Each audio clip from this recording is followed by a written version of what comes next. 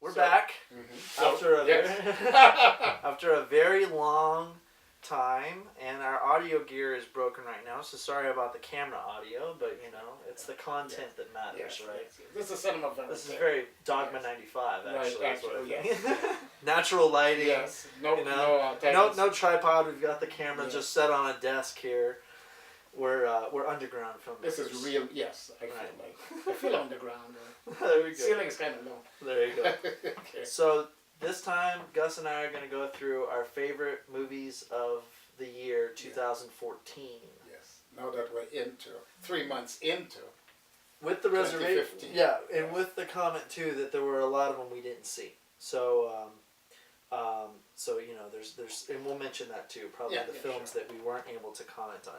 So I've got 10. You've got 10. Mm-hmm. You said you didn't really put them in order. Mm-hmm. I kind of have an order. Okay. So I guess I'll just go from number 10. Yeah, you're Okay. organizing. I'll comment. Well, whatever. So my 10th pick is a movie called The Battered Bastards of Baseball. Okay. And this is a movie I didn't see in the theaters, but it did come out in 2014. It played at some festivals. It's a documentary. And it's about Kurt Russell's dad, Bing Russell, who was a actor, and he also formed this independent baseball league. And this is one of the, I think it's it's not the only documentary on my list, but it's a second documentary on my list, and I really like it. It's just one of those stories where when you see the film, you're like, I can't believe this happened. And then I've never heard about this crazy, outlandish baseball team/league that this guy created, right? And Kurt Russell's in it. And he comments on what his dad did and all that stuff. And I would just recommend to anyone who likes baseball or not to watch it, because I had my parents watch it, and they're not huge baseball fans. They said, "Wow, that was one of the most entertaining stories I've ever heard." So it's on Netflix. Yeah. Netflix actually picked it up for distribution, so anyone who has Netflix can watch it. It's called The Battered Bastards of Baseball, which also I think may be the greatest title of the year. I really like it. The Battered Bastards of Baseball. I like it. Okay, I'll go. I have a documentary too. I have two also. Okay. At the bottom, let's put it at the bottom of my list, and that is Citizen 4. Okay. And which I didn't see. That simultaneously played theaters as well as HBO and on demand. And I wrote down what I wanted to say because I like to organize my thought. And what I said here is it's an interesting, perhaps one-sided view of Edward Snowden's whistleblower's dilemma and all the ramification that it presents about the rights and limits of government surveillance into our lives, particularly as it pertains to our internet usage in our post-9/11 paranoia. Okay. The film really deals with that. Additionally, the film gives us glimpses into the shadowy world of national and international espionage and its participants, especially Mr. Snowden and his supporters. This is probably the closest we will come to see how this very secret part of our government operates, to me, outside of one of John le Carre's novels. Okay. The film goes all over the place. I mean, the documentary. It's in Rio de Janeiro, it's in Germany, it's in Washington, and it just moves back and forth. And it's really quite a compelling work. Right. It won the Oscar, right? I don't know. I thought it won the Oscar for Best Documentary. Oh, did it? I knew I was up for it. Yeah, I saw the list, but I don't remember. Yeah. Okay, so go. I haven't seen that one. Yeah. So you haven't seen my documentary, right? And I haven't seen your documentary. So there it is. So we got some catching up to do. Yeah. Yes. Number 9 for me is definitely not a perfect movie, but I had a lot of affection for it when we both saw it. The Two Faces of January. Okay. And I think this is also one of the most underrated movies of the year. Even though, like I said, it's flawed. It's based on a Patricia Highsmith's novel, I think, who wrote the Tom Ripley stories that Purple Noon and Talented Mr. Ripley and American Friend were based off of. And also Strangers on a Train. Strangers on a Train, yes. Right? And I really liked it. Got all the reviews said this is just a boring standard thriller.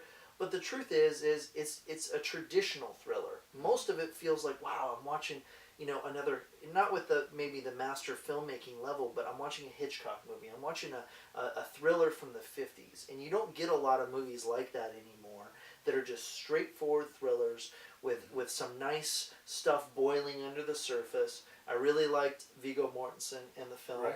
And I also really liked Oscar Isaac, who's clearly becoming one of our best actors, I think. And so, unfortunately, the last third of the film, or really just the last 10 minutes, falls apart. And if the director had kept the story together there, I think it'd be a great film.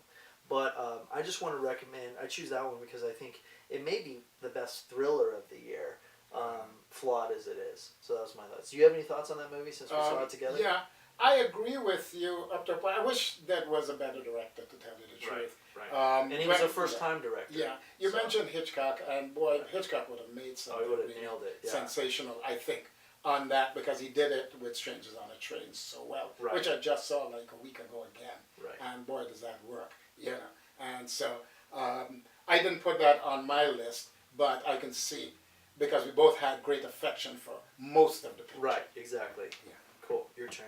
Okay, mine is another documentary. Okay. And it's Antarctica, A Year on the Ice. Okay. Now, technically, this really belongs to 2013, but I saw it late in 2014 when it showed here. Okay. It showed at Filmar, and I went to see it. That happens a lot, especially since we live in Phoenix.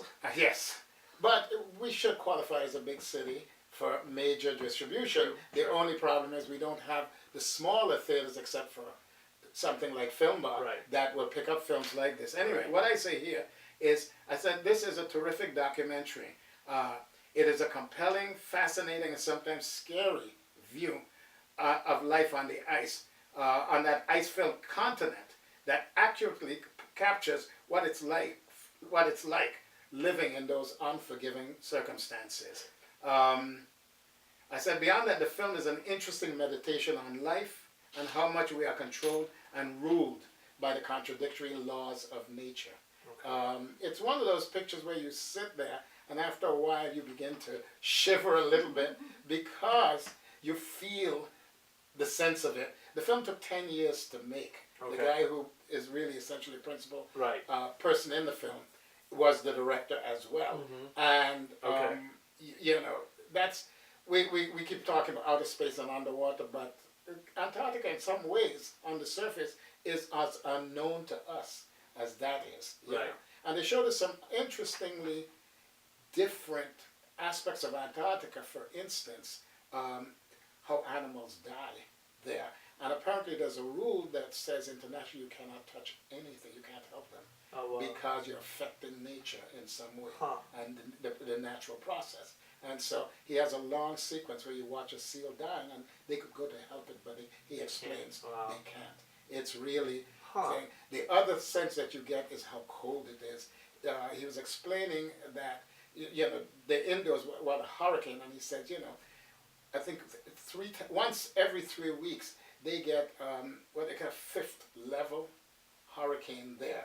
And in order to show how cold it is, his wife took boiling water, and saw the water bubbling, and throws it out the window, and as soon as it hits the air, it turns to ice. Wow. And you say, goodness gracious. That is so cold.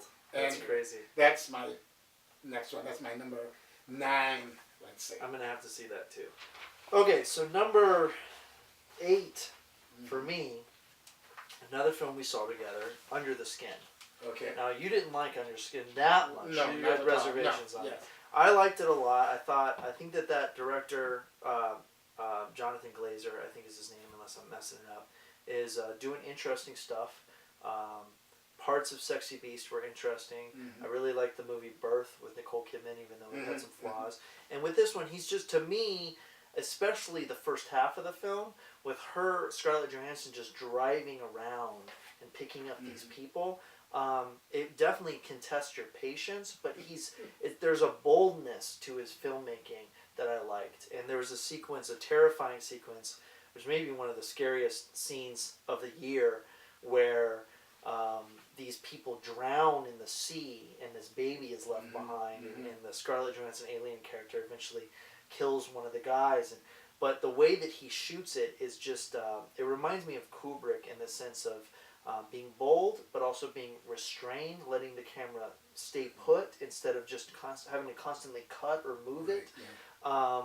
You didn't like, especially the last half of the film, which didn't bother me as much. But anyway, I choose that one just because I admire the bold visual choices and story choices that the guy made.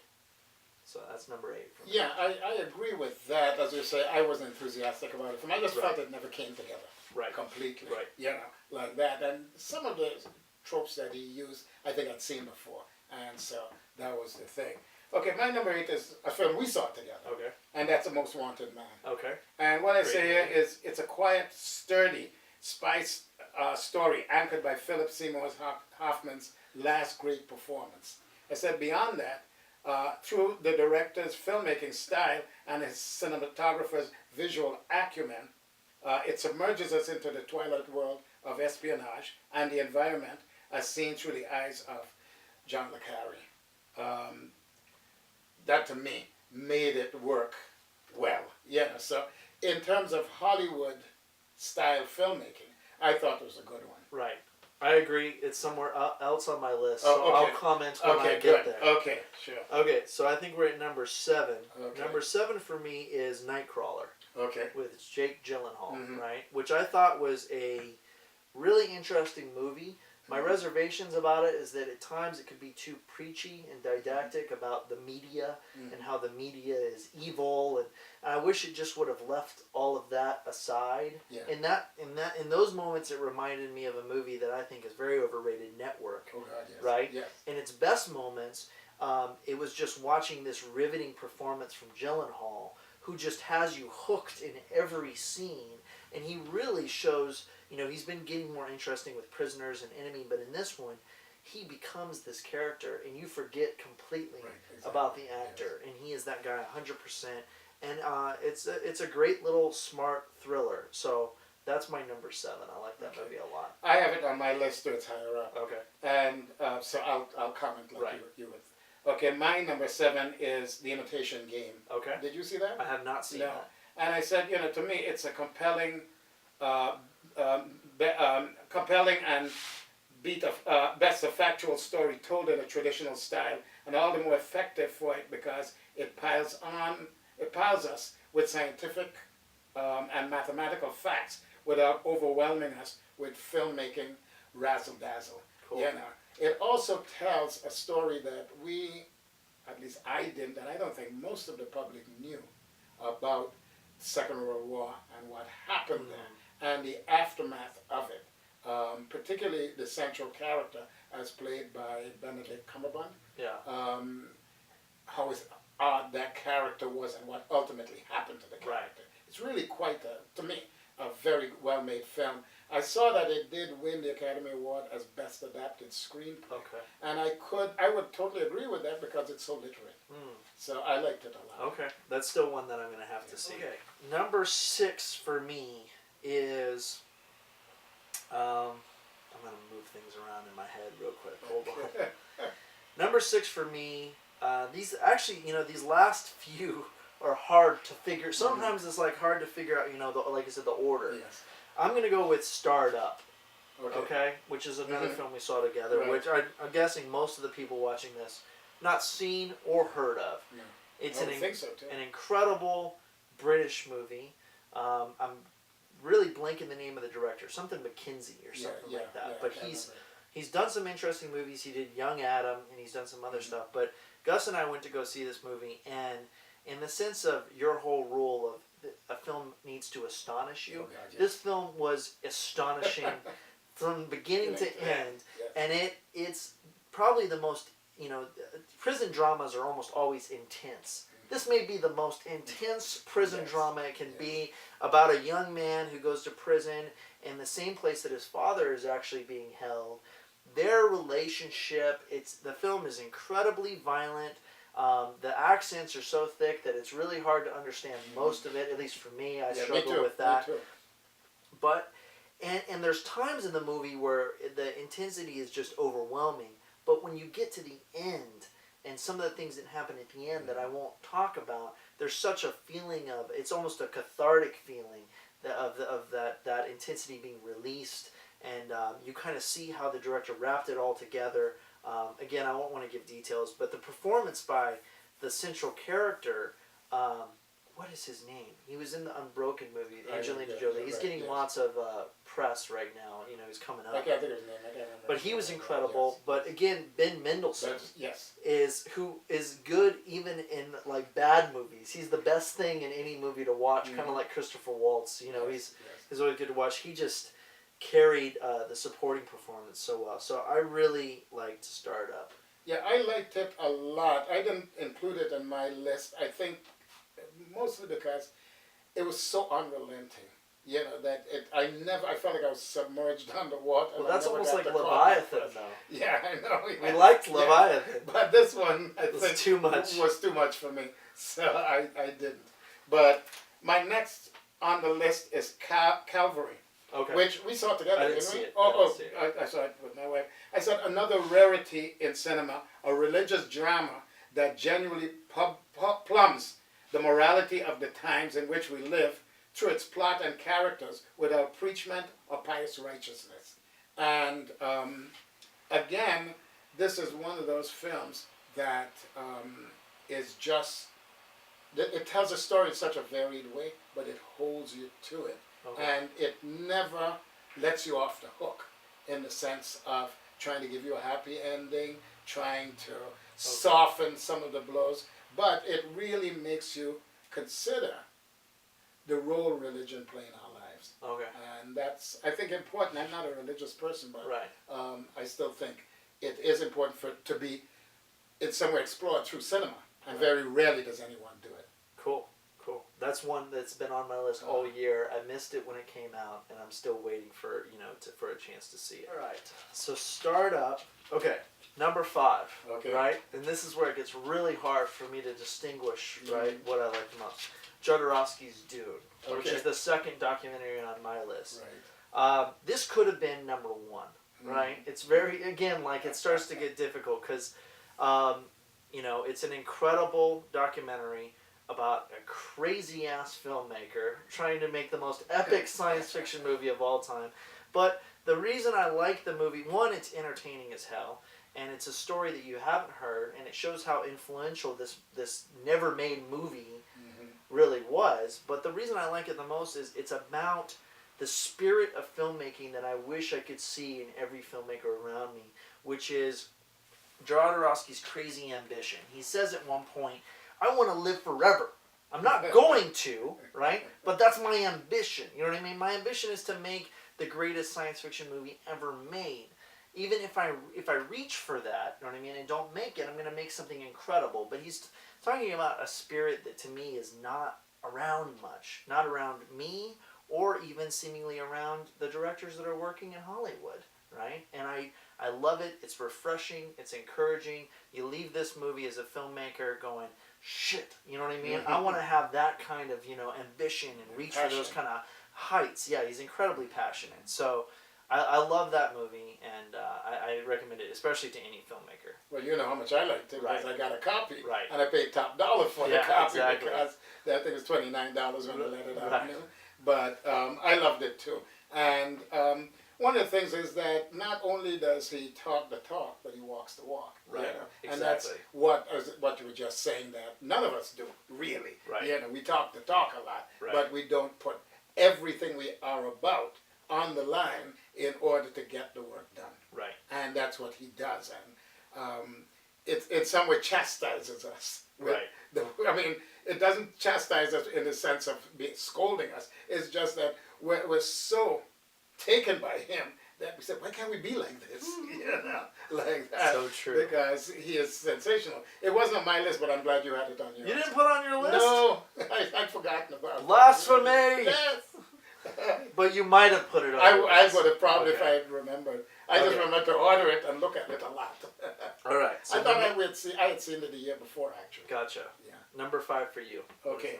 Number 5 for me was the Grand Budapest Hotel. Okay. And I say here, as he did in Moonrise Kingdom, Wes Anderson creates a storybook world set in our real world that is both satirical and artificial and authentic to the world we live in.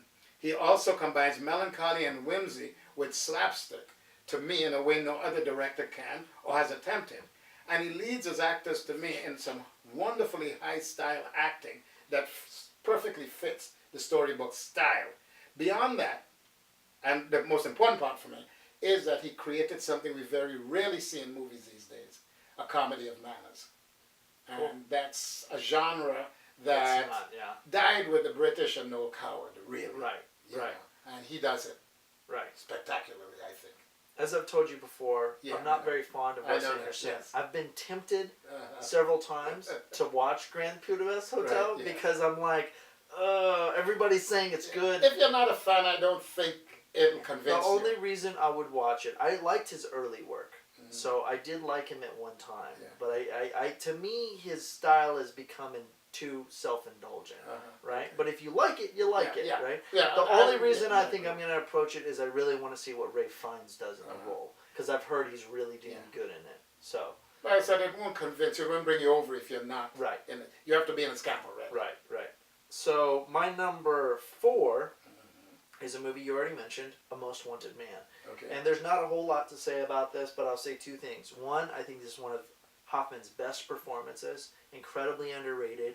And 2, I think it is the best Jean Le Carré film made yet. Yes. And I think that it actually gets what he was going for in Spy Who Came In From the Cold, and it was not quite nailed in the Richard Burton movie. It gets the points and the feelings in that better than that film did. And his, in better than the Tinker Tailor Soldier Spy or in any of the other adaptations of his work so far. So the film came out, and again, a lot of the reviews were kind of, this is just a standard thriller with good acting. I was like, no, this is more than just a standard thriller. So I like that film a lot. And I wish that the director, who can be uneven, it seems like, he had made The American, where he kind of was trying with this more existential, experimental thing. Yeah. I kind of thought, well, he's at his best, seemingly, as a director for hire, who's kind of given a structure and said, you're going to work off this book, but then he does some really good stuff with it.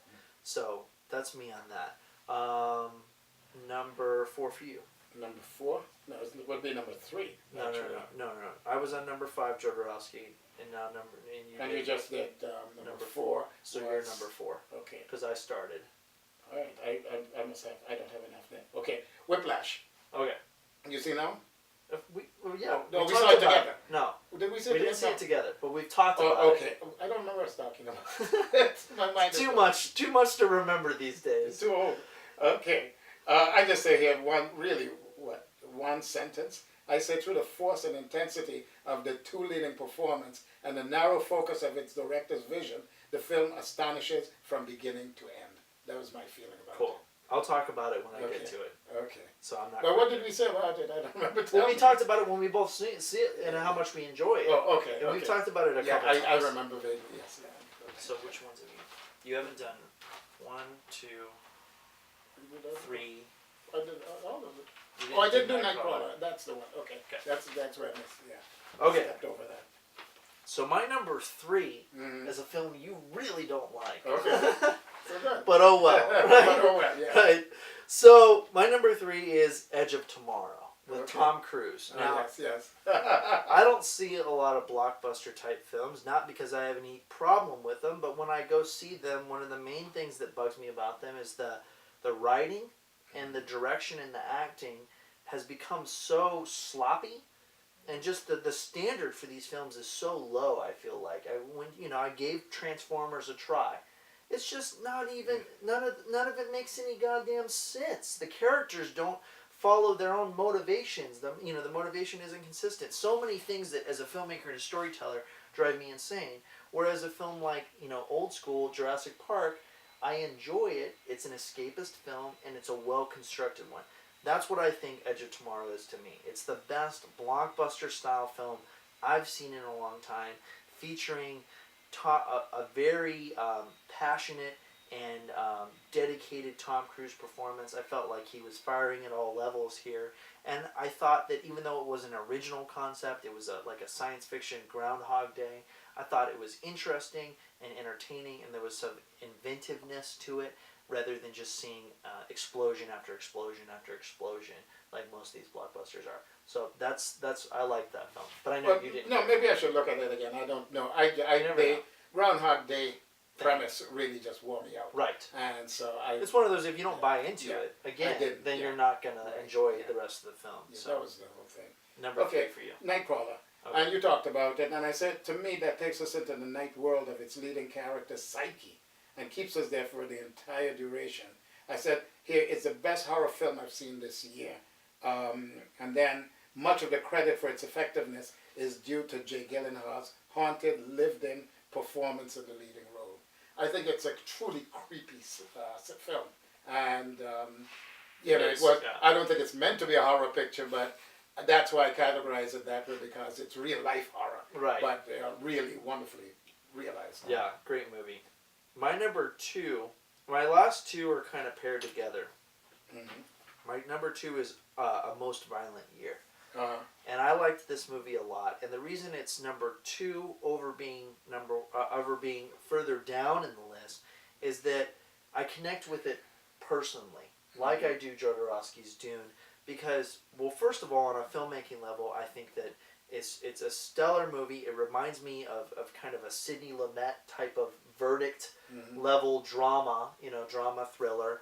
I think Oscar Isaac steals the show and maybe gives to me the best male performance of the year. I think he should have been up there in the Oscars recognized, but it's far too subtle of a performance for him to be recognized. He reminds you of the young Pacino in it. I think it's just a really well constructed movie about someone in America trying to struggle to make it with their business. And that being said, a lot of the people that have reviewed the movie have looked at it as this is showing the dark heart of America and corruption and stuff like that. But the lead character's journey to get this money for his new oil factory or oil storage place, to me, I thought the entire movie, I'm like, this guy's like me trying to get money for investment in movies. And everything he's got to do, get a loan from this guy, kind of cheat over here and do this and do that. But he says something at the end, you have to do what's mostly right, which I thought, wow, that is such a good statement of life. You can't always do what's right. You have to do what's mostly right? Which means sometimes you got to cut corners, you got to lie here, you got to do this. And I just found a personal hero in that character because the whole time I was watching the movie, I felt this journey. This is any young business person who has to do whatever they possibly can to make their business, sustainable. So anyway, that's my thoughts on that. Yeah, I saw the film and I liked it. I mean, again, talking about that, one of the things that was interesting about the premise of the film is that the hero set an ethical line for himself, and he wouldn't cross it. Right. And in not crossing it, he made life more difficult for himself. This is true. And that's the tension of the drama, really, is because will he tip over? Will he not? And he doesn't. He just draws it all the way to the end. Right. I like that aspect of the film. I like the whole film in general. I didn't put it on my list. But you enjoyed it. I really did like the film. I also thought it was of this year. No. No, it was last year. Okay. No, because it was considered for the awards for last okay. year. So Okay. that's why. And I saw it. I think I saw it this year. Yeah. But in the that kind of thing where That's how I get confused. we get the leftovers. Right. Yes. Okay. So what's your number 2? So my number 2 is Foxcatcher. Okay. We saw that together. We did. And what I say here is, it's a film that tells a horrifying story in an unexpected manner. And the manner is by slowing down the pace, piling up the details, and focusing on the eccentricities of its 3 principal characters.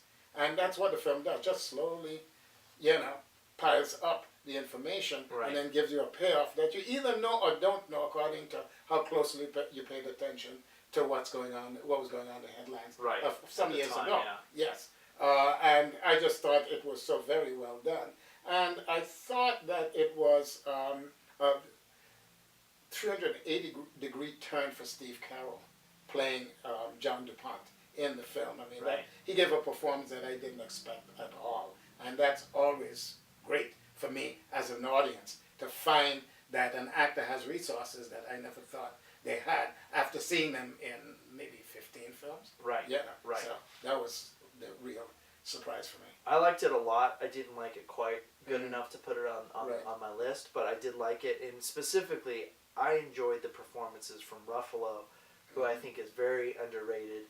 And he just gave a very subtle performance as the brother, and Channing Tatum. Yes. You know, Channing Tatum just did not get recognized at all for the No. wonderfulness of his performance. right, That's the one that got really ignored. right, And that was a shame. right. It was, but yeah, very interesting movie.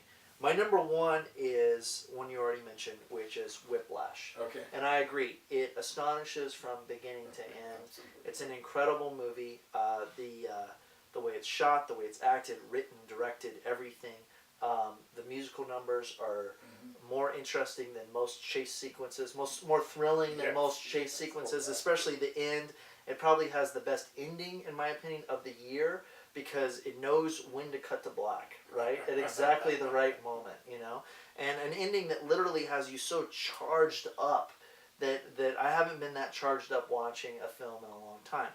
And the reason it's really number one for me is, again, the content connecting with me personally, which is this idea that if you are not put through this rigorous journey, then you cannot, if people take it easy on you in your education or really your upbringing, you can't, then you're not going to become the great. The greats of any medium come out of being pushed and pushed and pushed, and that's the teacher's point. And even though he's a total asshole, he's not unlike people we talk about, John Ford, people like that. And you know, and that whole thing that they talk about with Bird, and how he never would have recorded what he did if he was, you know, if he said, oh no, it's okay, you did a bad job. No. So that standard, and that idea that, like, there's a scene where the main character says that, you know, the next Charlie Parker could never be discouraged. It's not possible to discourage them. And I love that statement, and it's my new motto. You know, the real ones, the real greats, can't be discouraged. So that's why it's my number one film. You know, it's interesting that you say that, because there's a saying about, you know, they used to talk about how Hollywood ruined quality writers. This is in the 30s and 40s, when they hired Hemingway, they hired Faulkner, they hired Scott Fitzgerald, you know, and they say, you know, the great ones can't be ruined.